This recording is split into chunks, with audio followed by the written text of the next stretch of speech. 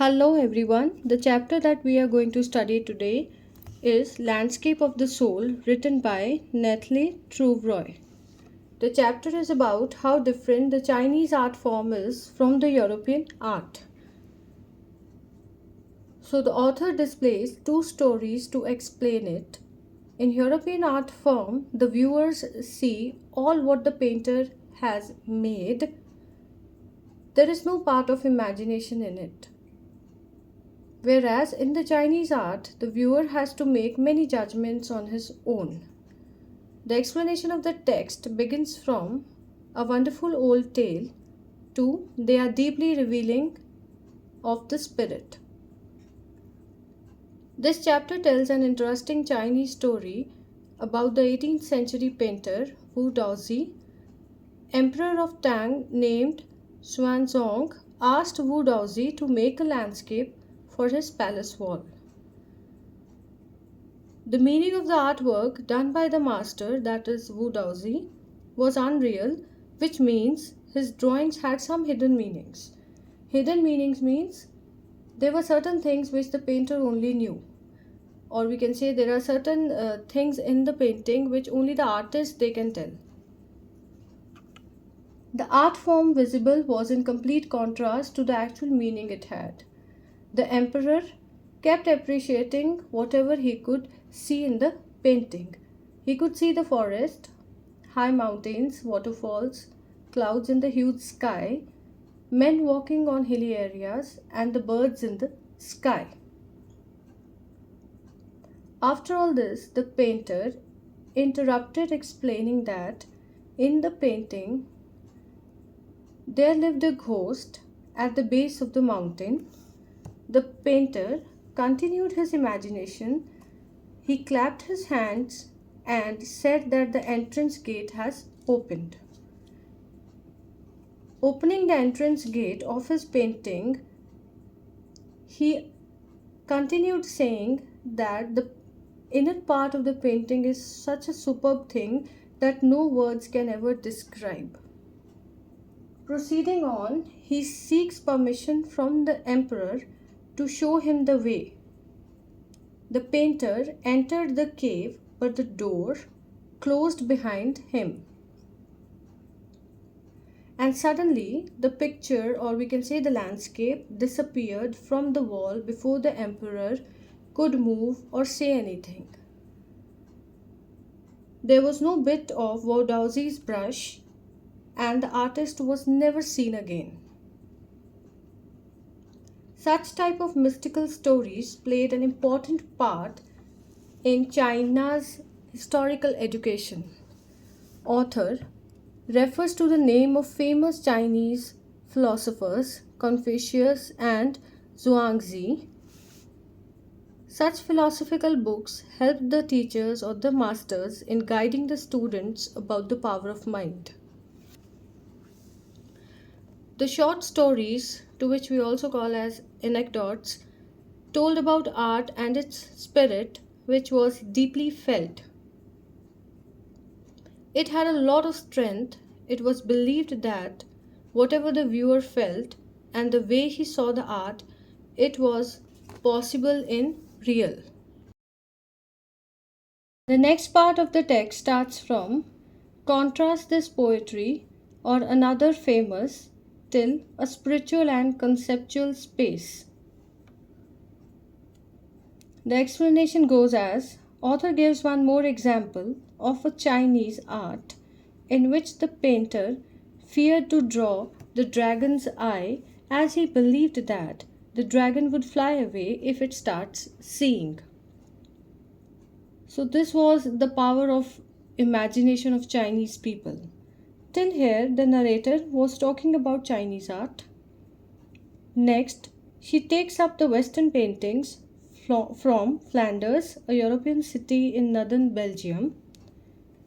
She starts as the time period described as 15th century. Region Antwerp, a city of Belgium. Blacksmith, name of the blacksmith was Quentin Metzes.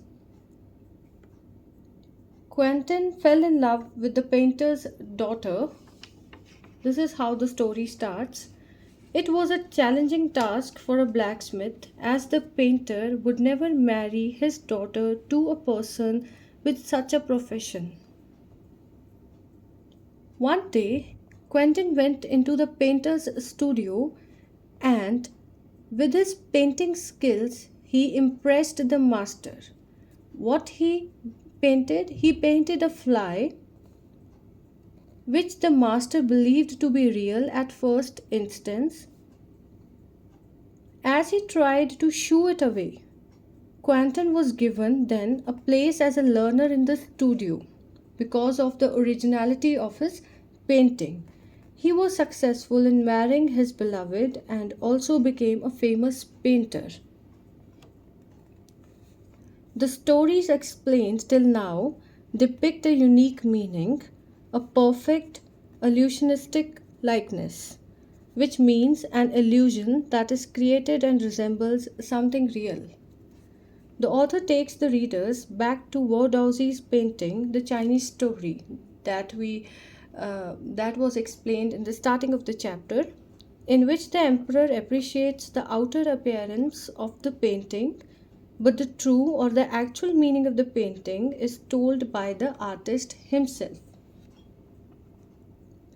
The emperor may be the greatest ruler, but only the artist knew the real way through the painting. Wodowski used the words, "Let me show the way," which meant the method of painting and the actual road or the path through the painting. The painting disappears, but the artist was successful in achieving the deeper meaning through his art form. Let's go through the differences in Chinese and European paintings. Chinese painting never focus on establishing an actual view, whereas the European, or we can say the Western paintings, do establish an actual view. The Chinese painter would like the viewers to view the painting through their imagination. Whatever has been made by the painter, people who watch the painting, who see the painting, who visualize it, they have to imagine what all has been painted through their own perspective. The European painter would always want the viewers to look at the painting in the same manner as exactly it has been painted. So in European paintings there is no restriction of imagination, because the painter tries hard that the person who is going to view his painting sees through his eyes. Chinese painting is unreal. The viewer can view it in any pattern and form he desires to. European painter tries to define and display a view as close to the one he has experienced while painting. There are certain thoughts which keep on going in the mind of the painter when he paints. So the Europeans, they want the same, take the audience, take the viewers to close to those thoughts. Chinese painting is similar to the opening of a horizontal scroll, a painting roll. Scroll is a painting roll which you open slowly. It is a horizontal roll. When the roll is opened horizontally, each layer offers a different scene. Here the viewer has to be concentrated on each layer, which requires a deep visualization. While unrolling the roll or the painting, the viewer has to adjust or focus on his speed according to his mental ability. So Chinese paintings require physical and mental participation of the viewer. The Chinese painter wants the viewers to enter his mind, whereas the European painter wants the viewers to enter his eyes, to look to the painting through his eyes. The landscape drawn by the Chinese is wholly based on mind and is spiritually based on ideas and abstract. The next part of the text begins from This concept is expressed as shan shui till the eye of the landscape. The explanation goes as: in this paragraph, we shall discuss about Chinese philosophy of shan shui. Shan shui is, what is shan shui? It is a landscape referred to as shan shui in Taoism. The landscape is Taoist vision of the universe, what they thought about the universe. So it is not a general view, it is Taoist view of looking to universe. Shan shui is a Chinese painting in which ink and a brush is used. Rivers, waterfalls and mountains are a major part of this art form. It literally means mountain water, also called as landscape. Mountain and water, the complementary poles, mean two things which are opposite to one another. So I told the meaning of complementary here. I repeat, complementary means two things which are opposite to one another. The mountain in the landscape is yang, meaning to reach upwards to heaven. Upwards means vertically towards heaven. Stay constant, warm and dry in the sun. This is the meaning of mountain in that landscape. It stays active and is masculine.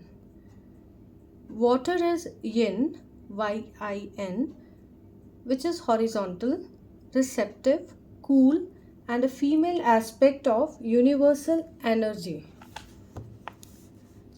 The third important element, which is a middle void, is the place where the mountain and the water meet. The void is also compared to pranayama, which means breathe in, hold your breath and then breathe out. To stop or holding of the breath is the empty place, also called as void, where the actual meditation takes place.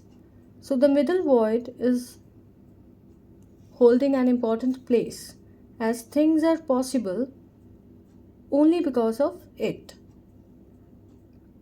The white unpainted space in the painting holds its significance as it is the place the viewers use his imagination at and enhances his creativity.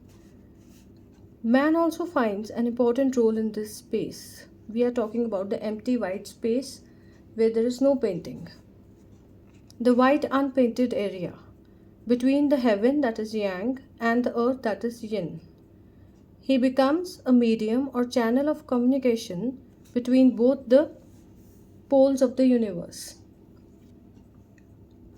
His presence matters as he is the eye of the landscape, which means man through his eyes and activities perceives all the things. Despite of being burdened by the very high peaks, man is a wonderful expression by Francois Cheng. The next part of the passage starts from getting inside outsider art. French painter Jean de Buffet started the concept of art brut in 1940s. Art brut is called raw art and the concept of outsider art came into being. This article, Getting Inside Outsider Art, is written by Brinda Suri and it was published in Hindustan Times on 28 August 2005. Concept of outsider art came into being, which means that self-taught individuals who are untrained in the traditional art with typically little or no contact with the conventions of art world, means they were not trained by anybody, either out of their concern or out of their hobby. They used to opt for this. As Jean de Buffet was working on this concept, Nek Chand, who was an untrained but a genius person, was creating something like a heaven out of waste. He started his work from scratch, cleaning the little available place to make himself a garden with stone and the reused recycled material. It is famous with the name of Rock Garden at Chandigarh. Nek Chand and his rock garden sculpture Women by the Waterfall adorn the cover of a famous UK based magazine named The Raw Vision. Next part of the text has some lines, and the lines I am speaking are exactly the same which are written in the book. Anything and everything from a tin to a sink to a broken down car could be a material for a work of art, something Nek Chand has taken to dizzying heights, recognizing his art as an outstanding testimony of the difference a single man can make when he lives his dream. The Swiss Commission for UNESCO will be honoring him by way of a European exposition of his works. The 5-month interactive show Realm of Nek Chand, realm could be kingdom or empire, beginning October, will be held at leading museums in Switzerland, Belgium, France and Italy. The biggest reward is walking through the garden and seeing people enjoy my creation, Nek Chand says. Here we finish this chapter. I hope you all have understood. Thank you.